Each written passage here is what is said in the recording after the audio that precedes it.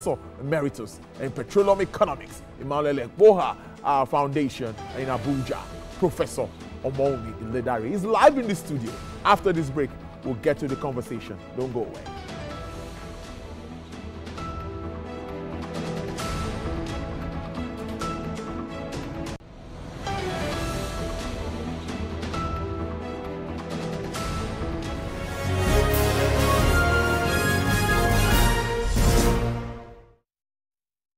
Africa is a continent brimming with potential and promise. The need for robust infrastructure is ever growing. At the heart of this transformative journey is UBA Group, a beacon of financial support and innovation. With a rich legacy of over 75 years, UBA Group has been at the forefront of funding and facilitating key infrastructure projects across the continent.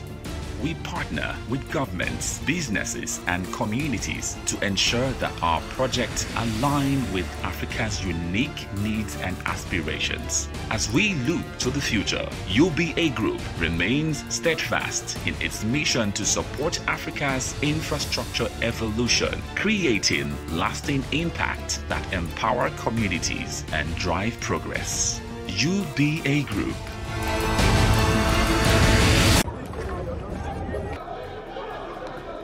Every second, every minute, every hour, and every day, time doesn't just tick away. It's a countdown to political decisions that shape our world. This country must move. Imagine the impact these decisions have on our lives. Some are consequential, others may leave us intrigued or baffled. You will have no better friend and partner than Nigeria. Step in and feel the frenzy like never before. Join me every weekday for an hour of fact-finding interviews where questions cut to the core. How would you say your administration has fared in these sectors? I will dig in to get to the heart of issues, from local politics to global insight. Join me as I unearth the power plays, jaw-dropping revelations, and the unfiltered truth. This isn't just politics, it's unraveling the stories that matter. Brace yourself for Politics Tonight every weekday at 8 p.m, where every decision echoes along the corridors of our lives. Politics Tonight, only on TVC News.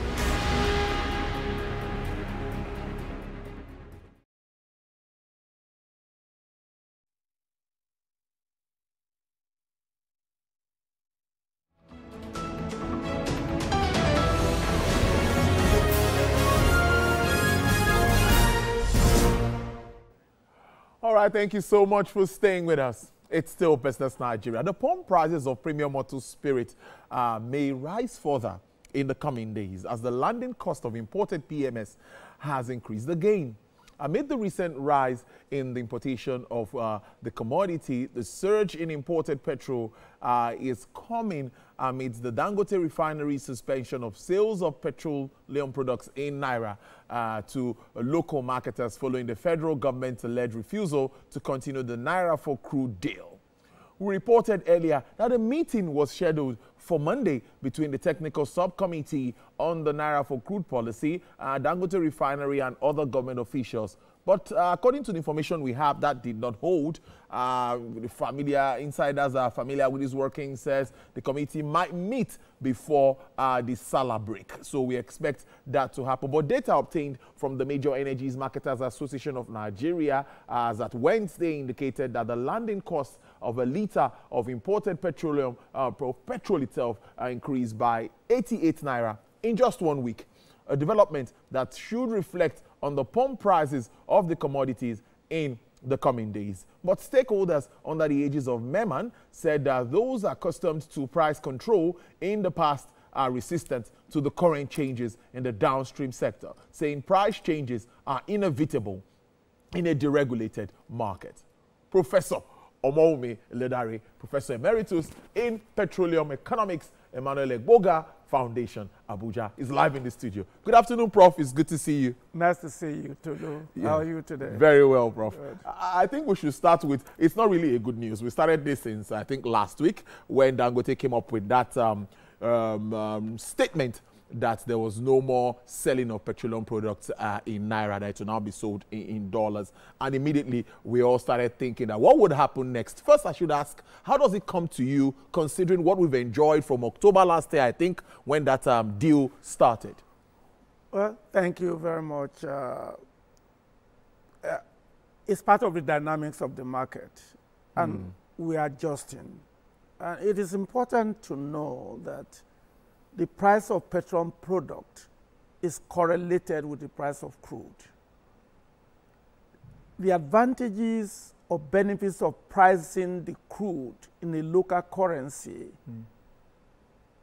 take away the influence of the instability in the exchange rate in affecting and creating volatility in the price of the petroleum product. So we have to understand that if you are going to buy crude in dollars and then you are going to sell the petroleum products in dollars, when your local currency is Naira, which is what the consumers will pay for, then you are going to have a double whammy. Once the price of crude oil goes up, your price of petroleum product will naturally go up. Second, when your devalued currency is affected, then the final product medium of exchange will also be affected, which will then create a double whammy. And that will lead to another negative consequences in the economy, and that's what we call inflation. Because crude oil is a factor of production. Petroleum product majorly affects economic activity in every economy. And so that's what you are playing with. And it becomes more or less a dilemma, if not a trilemma.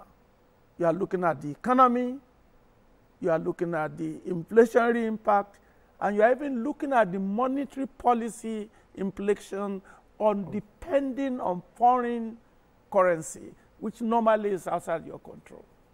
So clearly the fear for a layman or Nigerian will be, we've had a bit of stability with our foreign exchange markets when all of this started, and that disparity between the other markets is being addressed to a level. Well, when the marketers now have to source so much for FX, there's going to be a problem again with the currency. Well, that is expected. That is expected. It's an expectation when you deal with activities that are highly uncertain, with inherent risk. Uncertainty is the inability to properly know the consequences of your decision. And risk is the likelihood of the impact of the consequences. So let's look at the benefit of Naira for crude.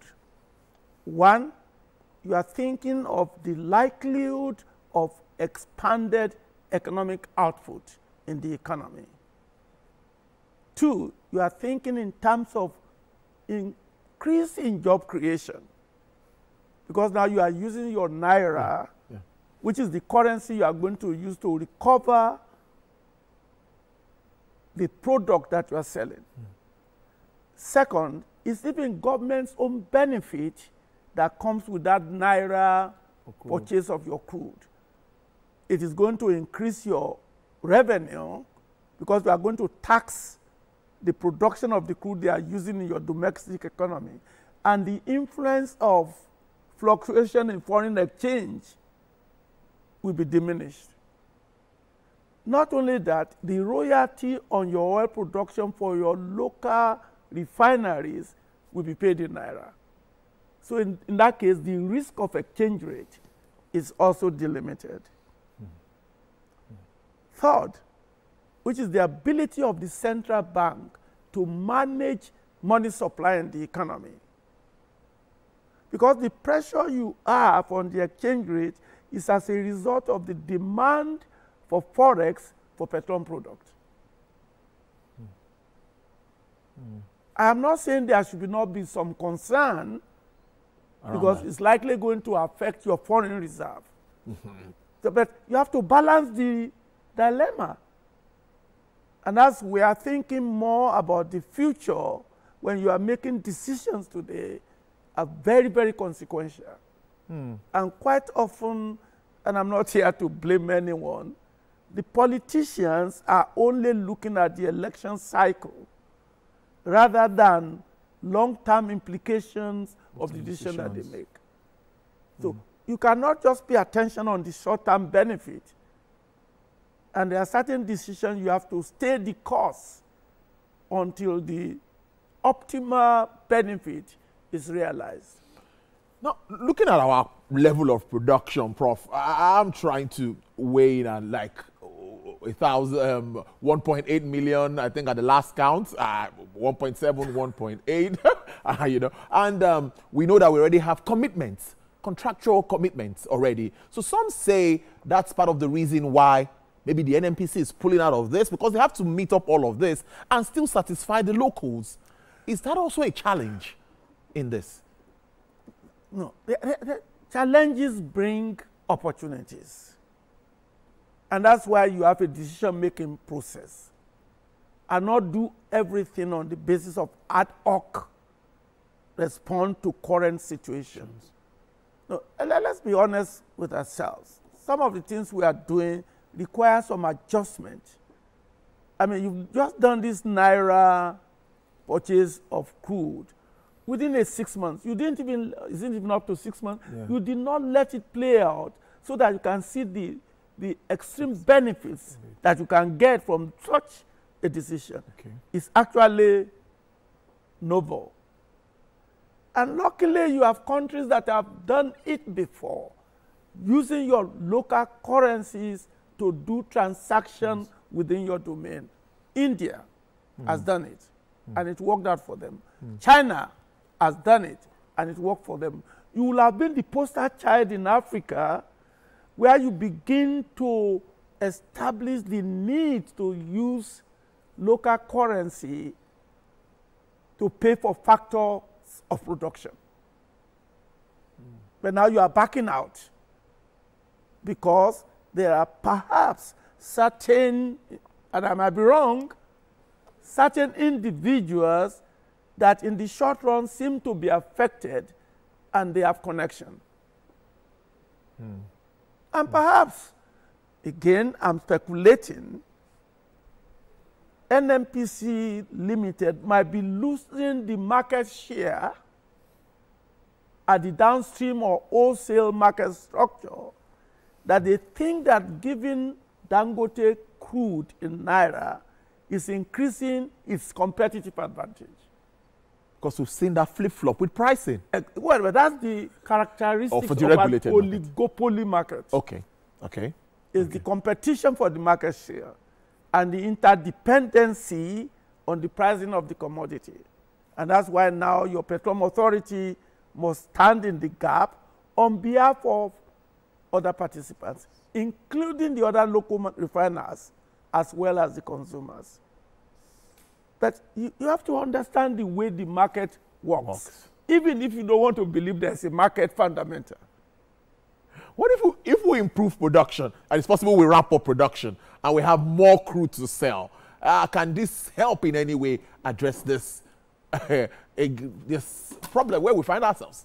Well, I think we need to come to terms with the fact that when you look at the fundamentals of the wholesale market in Nigeria, it's not only about the price. When you look at the law of demand, it will say that when the price of a commodity goes up, the quantity demanded will go down. Ceteris paribus. That ceteris paribus is with respect to other factors that may affect demand before it affects price. One of it is the economic output of your country. Another is the price of related goods. All of this interplay is there. And even the preferences of your consumers. Because that's what's going to affect the demand and affect the supply. And that's where you see increased production locally could help. But you have to know there's a competition for Nigerians' flair for dollar. But Nigeria is running a dollar-dominated economy. And anything that will not enhance the dollar is not good for some people, even though it is bad for Nigeria. And there has to be that debate. So indirectly, there's a competition for crude, international market, and Nigerian market. And this is where now I keep saying, if you do not have a strong policy institution, there's going to be chaos. Because it is in the public policy institution that strategy will be developed looking beyond now. But we don't have it. Prof, the PIA, in my own thinking and understanding of this sector, I think that following it to the latter, there's somewhere, are we following that document as it ought to be followed? Because I see us skipping, if possible to use that word, some aspect of the PIA. Well, the biggest challenge we have with the PIA is the selective implementation of the provisions. Yeah. And I have to be careful because I do not want to be looked at as a critic of what I was adequately involved in. See, there's a difference between the letter of the law and the spirit of the law. And so when you begin to pick and choose from the provisions of the law, more likely than not, you will lose the intent of the law.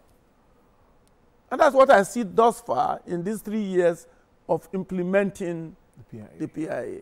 Oh, take for example, we just read in the papers now the fact that NNPC Limited is trying to go to public for financing.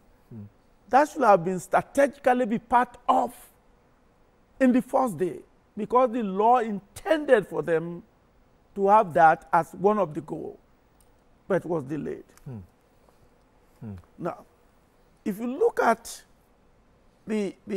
what I'll say, I won't say disagreement, the clamoring for who's in charge or who's not in charge between the authority and the commission on certain issues, which are legitimate.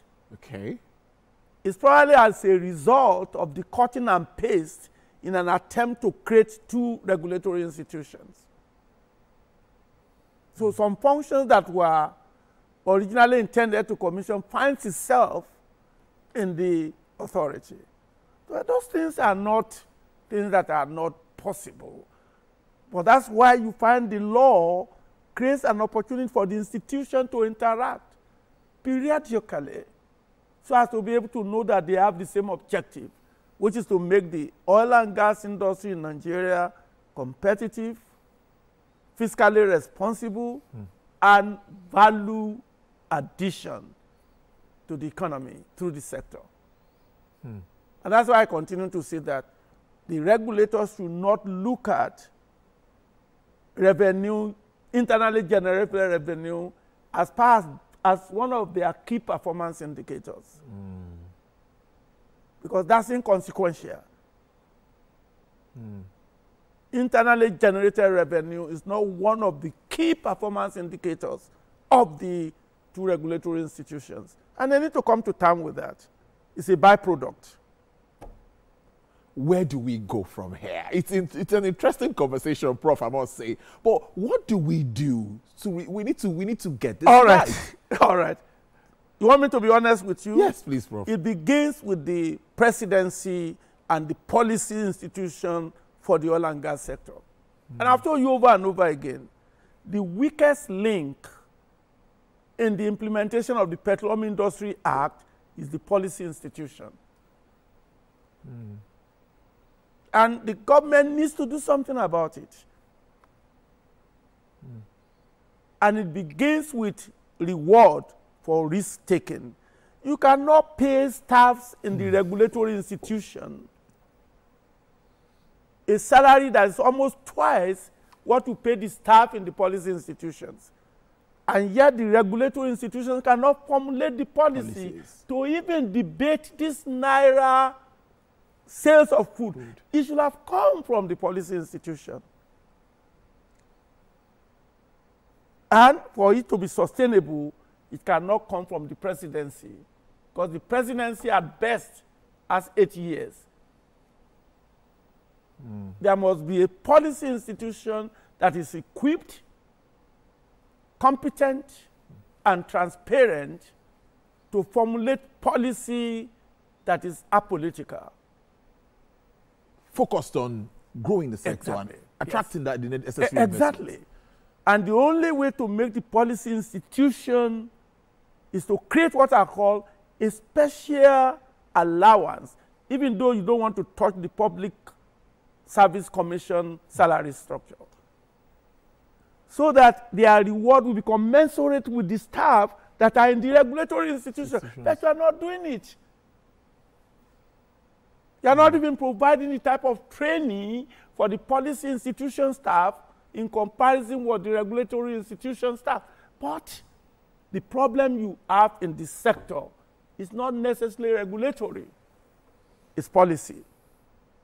The policy with Naira crude could have been analyzed with benefits well developed and the concerns well analyzed, and you do a cost-benefit analysis for that policy. It's only the policy institution that can do it. And it must be apolitical. Prof, finally. You asked me where are we going. I just told you. You just told us. Yes. And again, I think finally, again. So, but if this remains business as usual, we might buy petrol back at 1,000 Naira or even more if care is not taken. Well, I'm glad to tell, if you go back and wind down our conversation, Yeah. I told you it is possible for it to be 800. Yes, you said. Several months ago. Yes. You have to come to terms with the fact that the price trend for petroleum products is tied to the price of crude. And if there's volatility in the price of crude, you must come to terms that there can be volatility in the price of petroleum product. And that's why what you just did, with trying for the first time to use your local currency as the medium of exchange, is just like when you pass the Nordic Act for local content policy, yes. which is working today. People think it's not going to work before, but it's working today. And that's why I want consistency, sustainability, because it is about access to energy that is affordable, available, and sustainable. That is the only way you can grow your economy. True. But this simple harmonic motion in policy formulation is destructive. Local pricing of factor of production, including your staff, is one way to expand your economic activity. I'm going to conclude. I'm not saying there will be no concern, but those concerns are resolvable with a sustainable public policy from an institution that is apolitical. Professor Omowumi Iledare, always interested having you on the program. Professor Emeritus in Petroleum Economics, Emmanuel Egboga Foundation, Abuja. Thank you so much. Have a great weekend. Enjoy your stay. It's always a pleasure to educate the public. Yes, always a pleasure. Thank you so much. Thank you for the invitation. All right. Thank you so much, Prof. All right.